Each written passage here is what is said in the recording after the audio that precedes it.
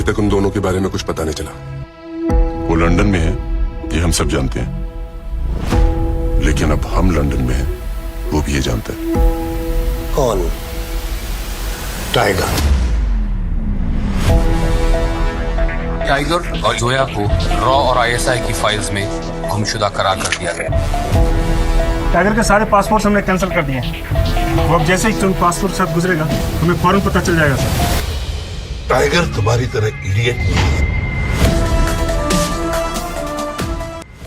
कश्मीर सिंह कोई नॉर्मल आदमी नहीं है। वो एक ऐसा देशभक्त है जिसने करीब 35 साल भारत के लिए जासूसी करने के आरोप में पाकिस्तान की कैद में बिताए, लेकिन एक बार भी अपनी कैद के दौरान और डिग्री टॉर्चर के बावजूद कश्मीर सिंह ने एडमिट नहीं किया कि वो एक इंडियन स्पाई है।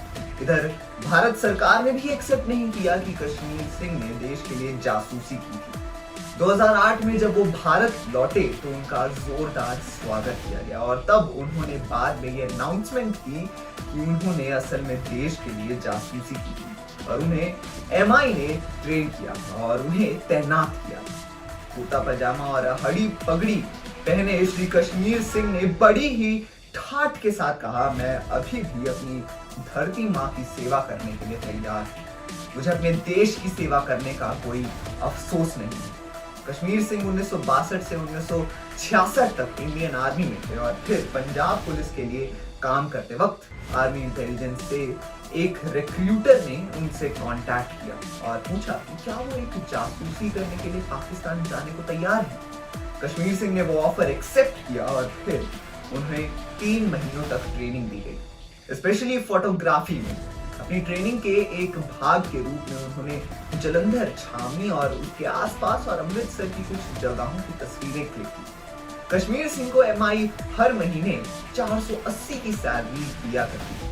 पहली बार जब वो पाकिस्तान गए तो उन्होंने एक इंपोर्टेड फॉरेन ब्रांड का मिनी 22 रील फिल्म कैमरा सौंपा गया था और कहा गया था कि उसका काम बॉर्डर के पास पाकिस्तान की तरफ कितनी लोकल आर्मी यूनिट्स होती हैं और वो किस तरह के काम करती हैं इसके बारे में जानकारी कलेक्ट करना था। इन यूनिट्स की तस्वीरें क्लिक करना कश्मीर सिंह के काम का मेन पार्ट था।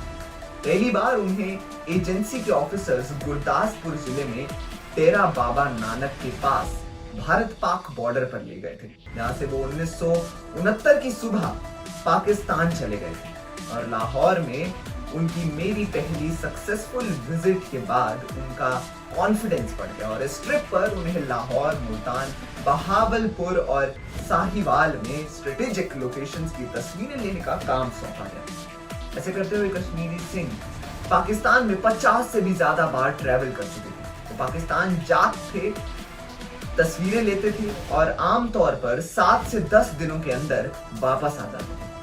उन्होंने एक बार T-59 टैंकों की तस्वीरें क्लिक की थी जिन्हें पाकिस्तान ने चीन से खरीदा था। सब कुछ बिल्कुल सही चल रहा था। कश्मीर सिंह अपने इस जासूसी के काम में प्रो बन गए थे। पाकिस्तान के लोगों में घुलना मिलना आसान हो गया था, लेकिन फिर एक दिन आया जब सब उल्टा हो गया। उन्हें पेशावर रावलपिंडी रोड पर 22वें माइलस्टोन के पास गिरफ्तार किया गया। उस दिन वो पेशावर में कुछ तस्वीरें लेने के बाद लाहौर जा रहा था और अगले दिन उन्हें भारत लौटना था। जिस वक्त कश्मीर सिंह बस में चढ़े थे उनके साथ में एक और आदमी था जिसका गाइड बताया जा रहा था, लेकिन तभी उन्होंने अपने साथी की बॉडी लैंग्वेज में कुछ अजीब सा देखा। वो बार बार सीट पर बैठे बैठे हिल रहा था।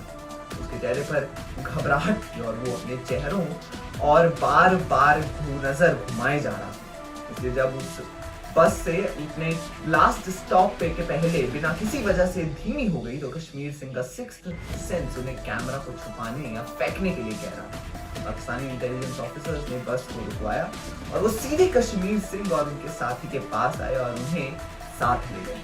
उन्होंने उनसे कोई सवाल नहीं किया, बस उन्हें दूर भगा लाया। बाद में पता चला कि कश्मीर सिंह का बांडा खुद उसके साथी ने फोड़ दिया और उसने बाद में पाकिस्तान आर्मी की अदालत में उनके खिलाफ गवाही भी दी। 35 साल तक पाकिस्तान की कई जेलों में वक्त बिताने के बाद पाकिस्तान के federal minister for human rights Ansar Burney की नजर उन पर पड़ी और उन्होंने फिर उन्हें ह्यूमैनिटेरियन ग्राउंड्स पर रिलीज करने का मुद्दा उठाया और फिर 35 साल के बाद वो भारत लौटे।